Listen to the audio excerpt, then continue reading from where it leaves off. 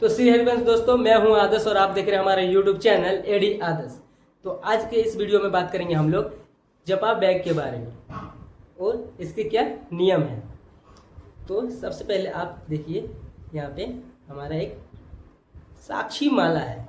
तो साक्षी माला क्या है, इसे बारे में डिस्कस थोड़ा करते हैं।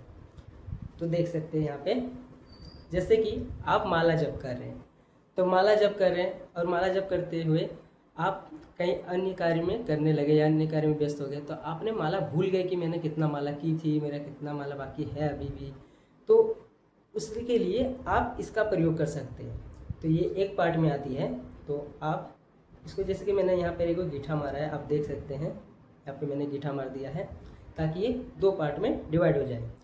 तो सबसे पहले एक पार्ट का बात करते हैं इसका। तो ये है 16 का, इसमें 16 मोती है और दूसरे में यहाँ 4 मोती है। ठीक है, तो 16 वाला का पहले बताते हैं। तो 16 वाला जो है, जैसे कि आपने माला जप कर रहे हैं, तो माला जब आपका एक माला कंप्लीट हो गया है तब आप इसको नीचे कर दीजिए।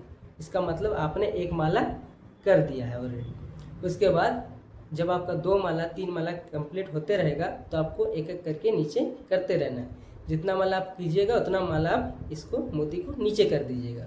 इसका मतलब आपने इतना माला की है और इतना माला आपका बाकी है।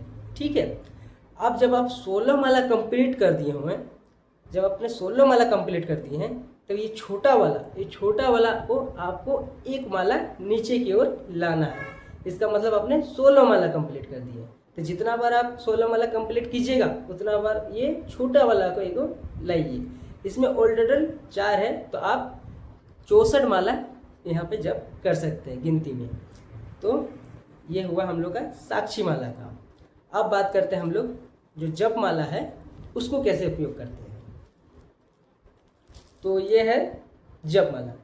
ठीक है, तो इसको पहले हम लोग पहन लेते हैं ताकि हाथ में डिस्टर्ब ना हो। हाँ, तो ये है जप माला। तो इसमें 108 मोती रहती है और ये है मेन पॉइंट जहाँ से हम लोग माला करना स्टार्ट करते हैं, और इसे कहते हैं हम लोग शिमरू।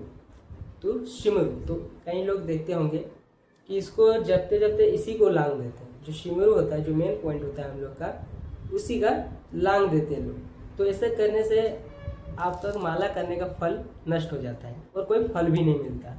तो ऐसे गलती ना करें। ठीक है, तो उसके बाद करना कैसे है, तो देखिए, आपको जब भी आप माला पे आप जप करिएगा तो कैसे करना है ना, आपको ऐसे फिंगर से टच करके इसको, जैसा जहाँ से आप स्टार्ट किए थे वहीं से रिवर्स आना है। ठीक है, और एक बात हम लोगों को मतलब ध्यान में रखना पड़ता है कि जैसे कि ये फिंगर है, माले पे टच नहीं होना चाहिए। तो इसको माले पे टच नहीं होना चाहिए इसी कारण से, क्योंकि इसे टच होने पे अपवित्र माना जाता है कुछ कुछ जगह पे, तो इसे नहीं टच करना चाहिए। हाँ, लेकिन आप अगर पहली बार माला करना स्टार्ट कर रहे हैं तो आप में टच हो सकता है। तो इससे घबराने वाली, डरने वाली बात नहीं है। वे सब में होता है, मेरे में पहले हो रहा था, अब नहीं हो रहा है। ठीक है, तो अब इसको कैसे रिवर्स में लाएंगे, लांगेंगे नहीं, इसको सिर्फ रिवर्स में ला के उसी जहाँ से ख़त्म हुआ वहीं से स्टार्ट करेंगे। तो जैसे कि मैंने यहाँ बड़े वाले से स्टार्ट किया, देख सकते हैं। तो यहाँ बड़े वाले से स्टार्ट किया, ऐसे स्टार्ट करते करते करते करते करते करते मैं यहाँ पे छोटे वाले में आ गया। देख सकते हैं यहाँ पे छोटा है, तो मैं यहाँ पे छोटे वाले पे आ गया। देख सकते हैं छोटे वाले पे आ गया। तो अब इसको मुझे लांगना नहीं है, इसी पे मुझे रिवर्स जाना है। तो रिवर्स कैसे जाना है, तो आप इसको ऐसे पकड़ सकते हैं, इसको सिमरू को ऐसे पकड़िए और इसी को ऐसे घुमा के यहाँ से फिर से स्टार्ट कर दीजिए। देख सकते हैं आप, जैसे पलट के, मतलब वहीं से रिवर्स आप जाना है, वहाँ से माला आपको स्टार्ट करना चालू करना है। ठीक है, इसको लांगना नहीं है। और सेकंड बात, आप देखते होंगे कि यहाँ जो सिमरू है वहाँ पे एक मंत्र बोला जाता है।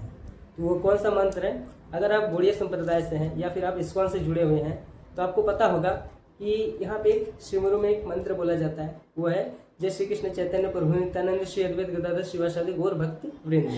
ठीक है, अगर आप इस्कॉन से नहीं जुड़े हैं, कि गौड़ीय संप्रदाय आप नहीं, या कोई अन्य संप्रदाय के हैं, तो आप क्या बोल सकते हैं। तो आपका अगर पता है कि हमारे संप्रदाय में ये बोला जाता है तो आप बोल सकते हैं। अगर नहीं पता है फिर भी आप माला जप करना चाहते हैं तो आप जो आपके गुरु हैं उन्हीं को प्रणाम करके आप माला स्टार्ट कर सकते हैं।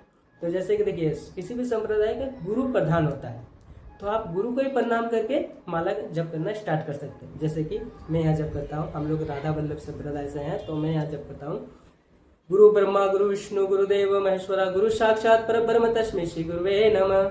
यहाँ पर ऐसे बोल लिए। उसके बाद राधा वल्लभ श्री हरिवंश, राधा वल्लभ श्री हरिवंश, राधा वल्लभ श्री हरिवंश करते करते जप करना है।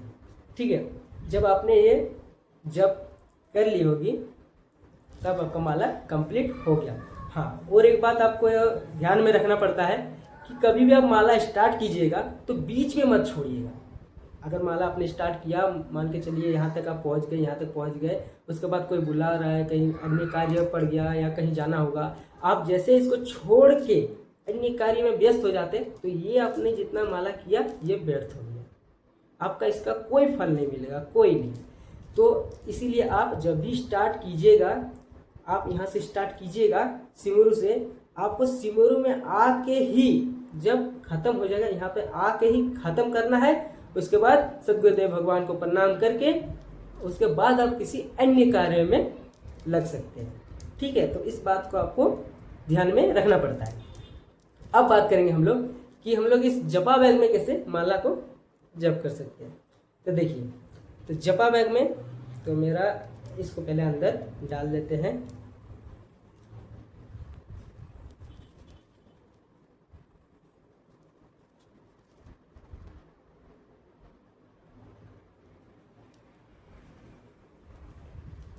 तो चलिए ये डल गया। अब आप देखिए कि जो सिमरू है मैंने इसे 2 फिंगर से पकड़ लिया है।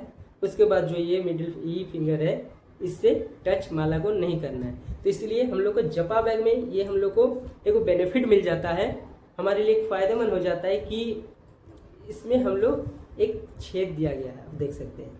तो इसमें हम लोग अपनी उंगली को निकाल सकते हैं, जिस उंगली से टच करना नहीं होता है। तो इस उंगली को निकाल लिए, देख सकते हैं। उसके बाद निकाल लिए तो अब होगा क्या, आप कितनी बार भी आपका आदत भी अगर है ना कि इस उंगली से बार बार टच करने का, तो आप कितना भी टच कीजिएगा इस कपड़ा को टच होगा, माला को नहीं होगा। तो आप अपराध से भी बच सकते हैं। तो इसका एक बेनिफिट होता है। अब इसमें आप माला जप कर सकते हैं। फिर बहुत प्रभु जी का क्वेश्चन मन में रहता है कि प्रभु जी जो ये है सूत्री, इसका धागा, तो ये बार बार नीचे सड़ जाता है या पैरों में लग जाता है, तो कहीं फंस जाता है। तो इसका कुछ जुगाड़ बताइए ना, जहाँ इसको भी हम लोग एडजस्ट कर सके।